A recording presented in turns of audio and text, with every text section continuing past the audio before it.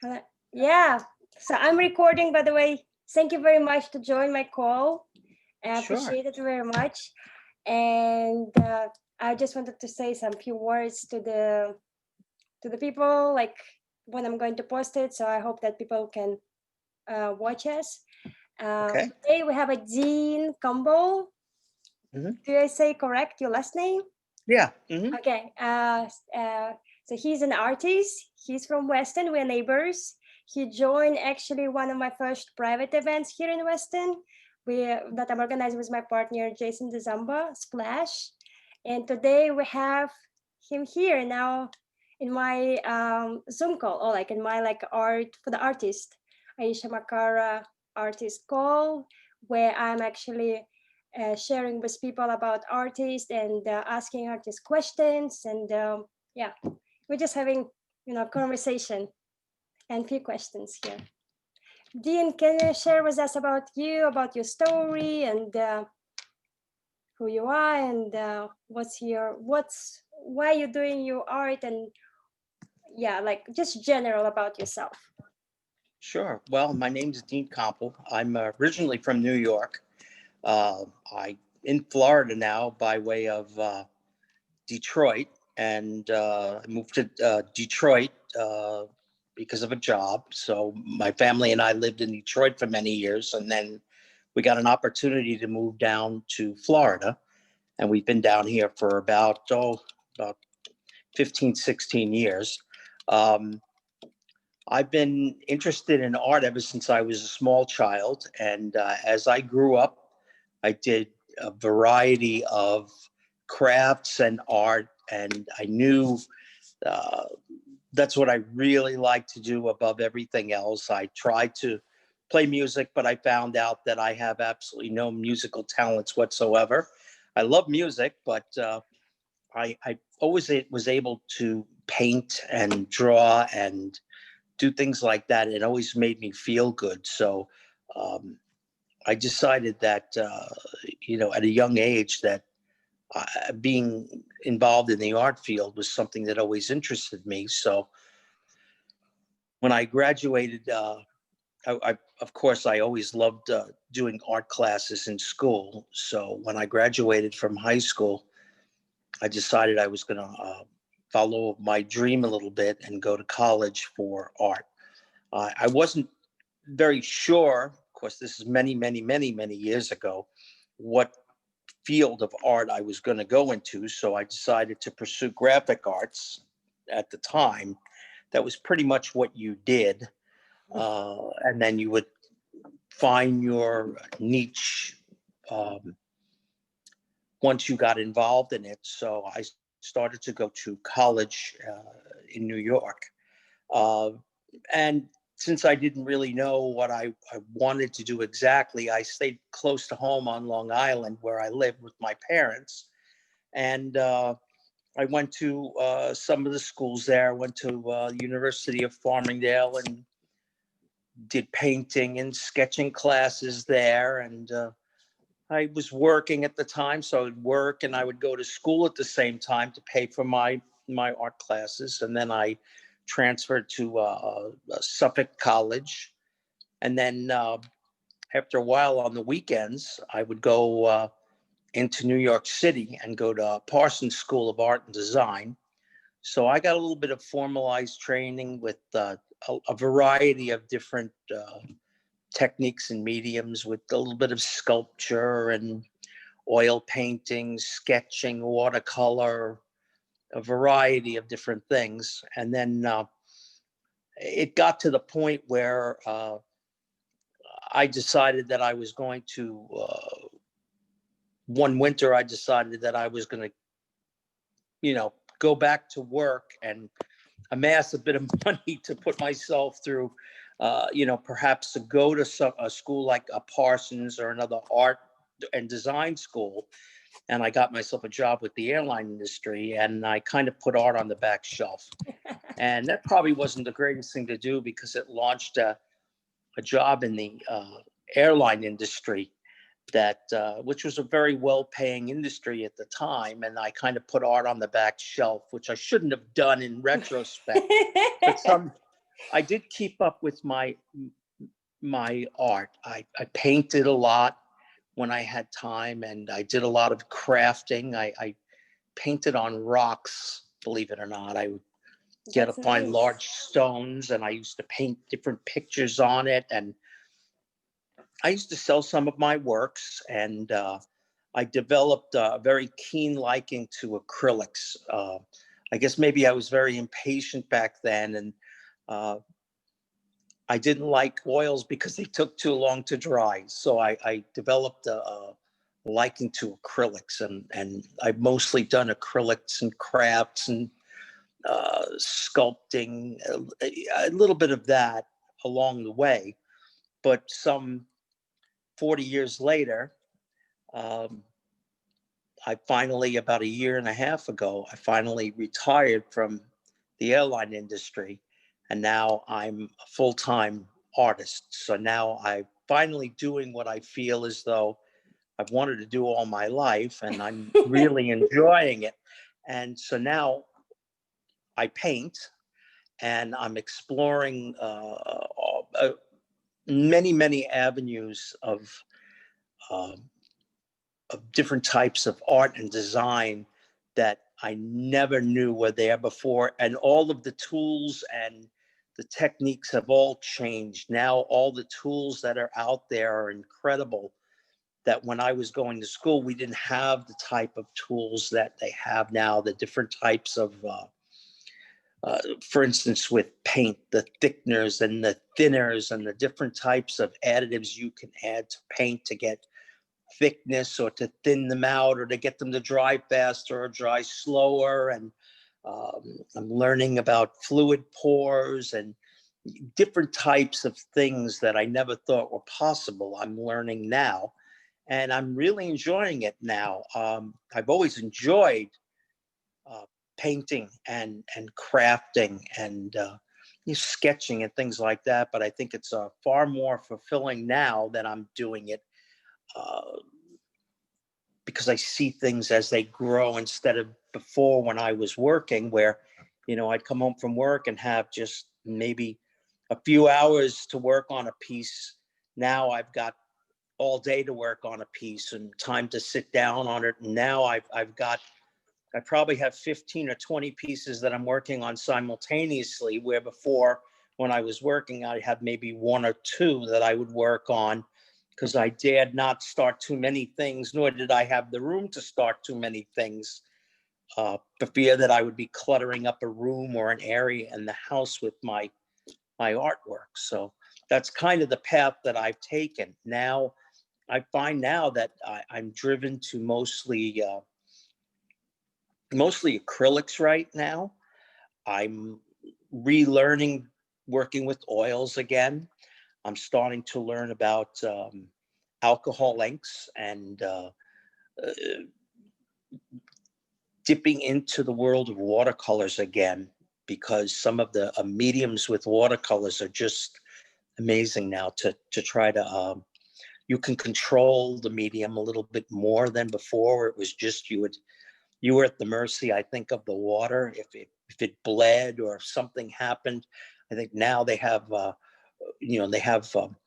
watercolor pencils that you can control, and as I said, these alcohol inks, the different type of Mhm. watercolor inks. So I really enjoy experimenting with the different types of mediums that are out there. I'm learning to something that I had never done before, doing really texture and medium painting, where you build layers upon layers on a painting instead of just paint on a canvas, working with different materials and different things, attaching them to a canvas and building them up. So that's kind of what I'm doing right now, and I'm having a great time doing it. So That's that's kind of where great. I am right now.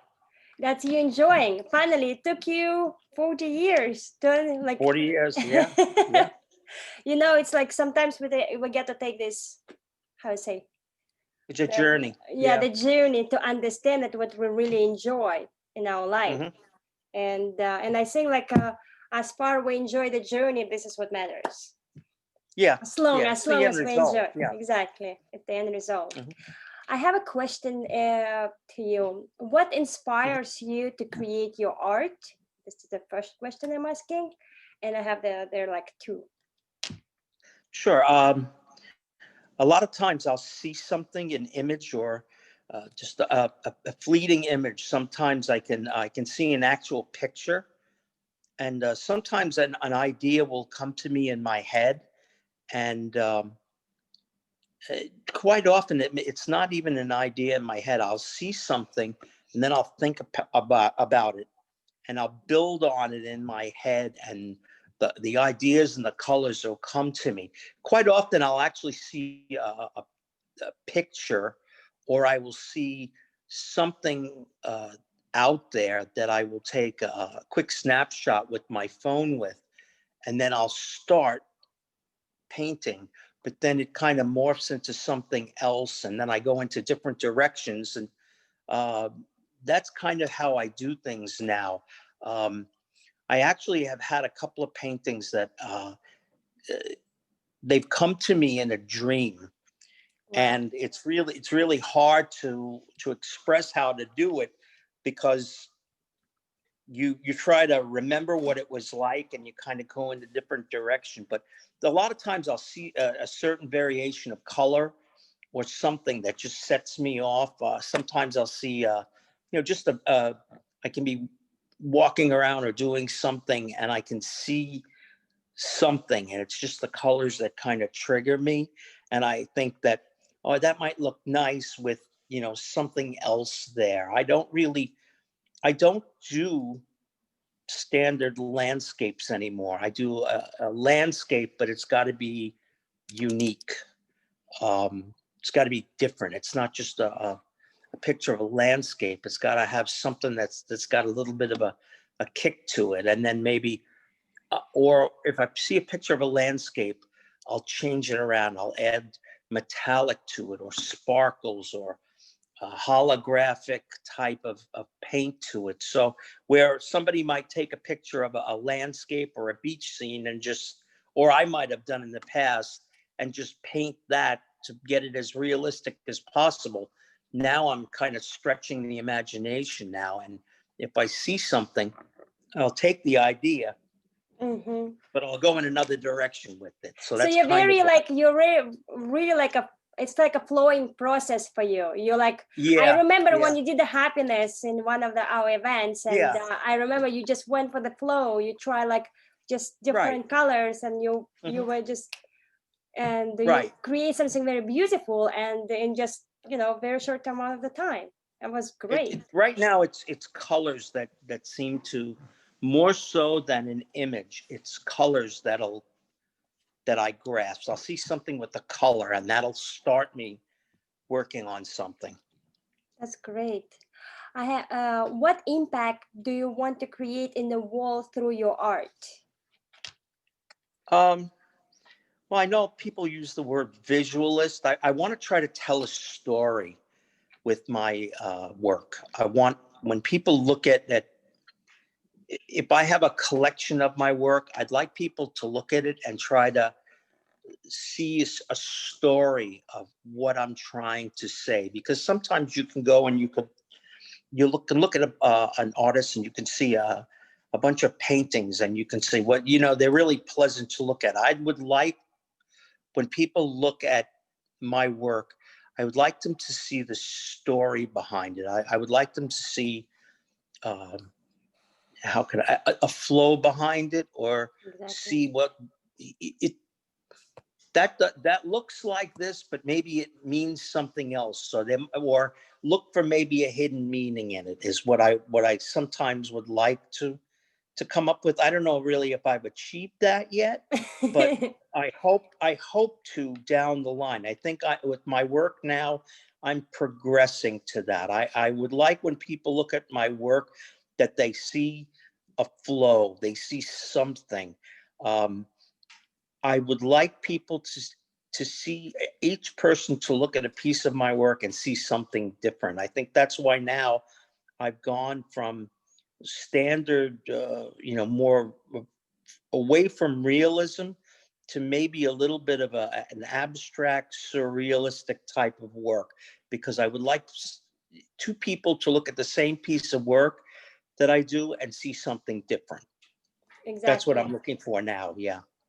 I was watching the other day documentary about Picasso and the way he create. He created like so many pieces. I think like he created Mhm. thousands of pieces, and he was very dedicated to his work. And the way he created was always like a story behind. He always Mhm. was so deep about the story. This is what I like. Do you like the colors he choose, or the geometry he used, or less?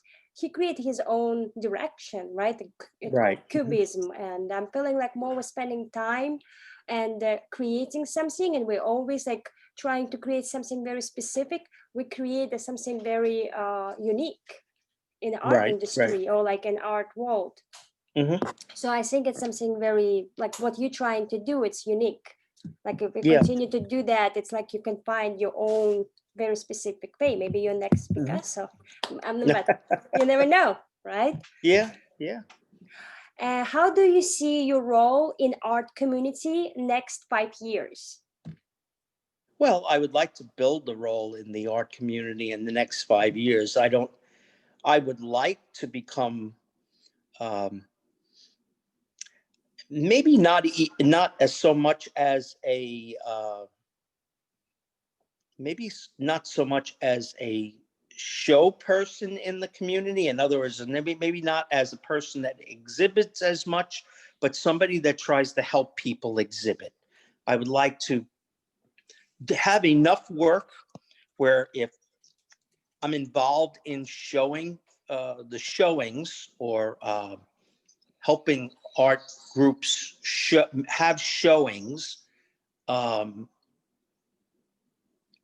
and have enough pieces where I can show in the art world or the art group, but I would like the opportunity to help artists get involved in it. In other words, to bring people out, to give them the encouragement to say, listen, your stuff is really good. It's unique. It's your own stuff. You don't have to worry about showing it. Uh, Exactly. Bring it out, and that's what it's all about, is having your work being seen.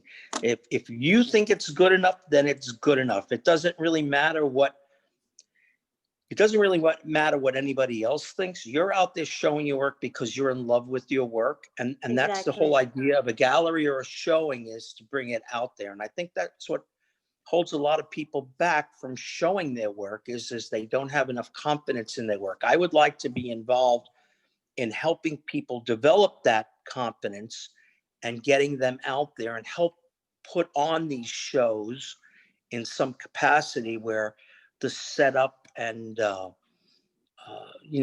arranging for these shows, and help people get their stuff out there so that people can walk by and can see what people are doing, and see the beauty that people can create, whether it's very, very uh, intricate work, or very subtle and beautiful work. But in other words, I would like to help to encourage people to get their stuff out there and be seen. I think right now in this particular community, there are some groups that remain groups within themselves, and they show, from what I've seen, they show only a few times a year. But maybe we have a community that would like to see it more often, or see stuff permanently displayed, or have some type of vehicle where when people walk around the community, they can see stuff that's interchangeable, and where they can go out, and if they're strolling around, they can see things that are up. That's what I would like to try to do. And it's difficult in some communities. Want that, and they encourage that. Other communities don't seem to care, but I would like to be one of those people that goes out there and tries to find that community that says, gee, I would like to see that, or I think about Wynwood and places like that down in Miami, where they encourage people to do murals, so you can see things that are permanently attached to a building, where you can walk around and see the artwork in the community. It doesn't have to be as elaborate as the side of a building, but it can be something in the area or in the neighborhood that is, it may be subtle, but it's something that shows that this is an art community. Yeah.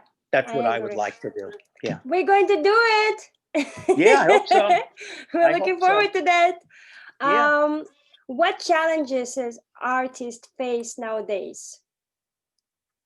Oh, Like this pandemic, right now we have a pandemic, and well, I mean yeah, before pandemic as well. You know, this is why you didn't choose the career as artist, probably as well, I well. think because right now it's, well, right now I think well, I think the art, it's so varied right now that I think a lot of it is, it's still driven by, you need to know somebody.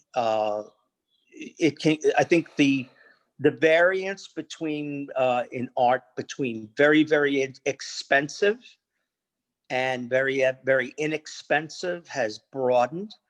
I think that people can buy things so inexpensively right now, copies and prints, that a lot of people don't necessarily understand the importance of handmade or originals. Mm-hmm. I think that that's part of the problem out there now, and that there are not enough showings or show places where people can buy original works or prints or sculptures. There are a lot of galleries, but I think the problem is once you go into a gallery, it becomes a rich man's game.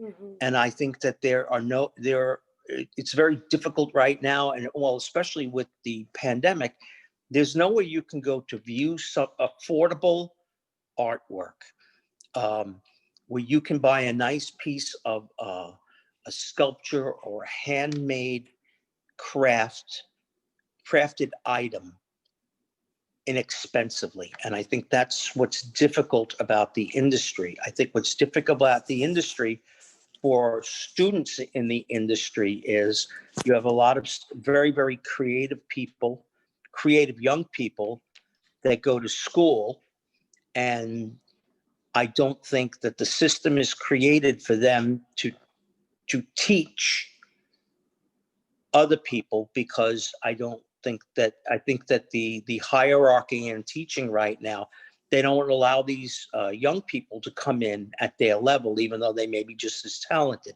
The upper level of the art teaching society won't allow them to come in with the same perks and the same salaries as they are. They keep the young artists down, thereby making them sort of outcasts, and they make it unaffordable for young talented artists to teach in that field. So a lot of times you have young artists they're not teaching in that field, and it's driving them to other professions. And that's part of why people go to a Michael's or a Hobby Lobby and they're buying prints to showcase in their homes, instead of buying original pieces from artists to put up in their homes, Exactly. because it's affordable, great original artwork is just not out there. That's what I think. Thank you. Thank you. Yeah, I think I agree with you. It's not easy for the artist actually, special who's just starting. For example, the last question is one of piece of advice for the beginners who just starting, the artists who just starting their career. What kind of advice you can give to them? Always be proud of your work. Um, if you're happy with it, don't worry what some people may tell you about it. If you're happy with it, that's the most important thing. Don't let anybody tell you that your work isn't good. If you're content and you're happy with it, that's all that counts. Everything is everybody's tired of hearing it's all part of the process. Well, don't rush your work. If you're happy with your piece of work, remember you put a lot of time and effort into it. And as long as you're pleased with it, unless you're lucky enough to get into the commission work arena, if you're happy with it and you are pleased enough where you would hang it on your wall, that's all that counts, because you know, the beauty is in the eye of the beholder. If you see something in it that you gain happiness out of, that there's something that aside from the pride that you create, that you know you created it, but if you see something special in it, there's going to be somebody out there that's going to see something special too. And you shouldn't have to, like I said, unless you're being commissioned to do something, you shouldn't have to worry about that, because at a certain point, somebody's going to see that sparkle in it that you see when you create it, and that's all that counts. Be Exactly. true to your art, and be true to your artistic process that got you there, and don't be afraid to keep creating and keep creating, because nobody gets it right the first time. You have to keep at your craft, and whether it's burning holes in canvases till you get it just right, or putting the Yeah, paint on too thick, at a certain point, if you're happy, that's all that counts. exactly. Thank you very much, Dean. I You're very quite enjoyed our welcome. conversation. I really enjoyed our conversation. It was great, and hope to see you tonight in a change Okay. of place. All right. Thank you very much. So enjoy the All rest right. of the day, and see you soon. Bye. Okay. Take care. Bye. Take care. Bye.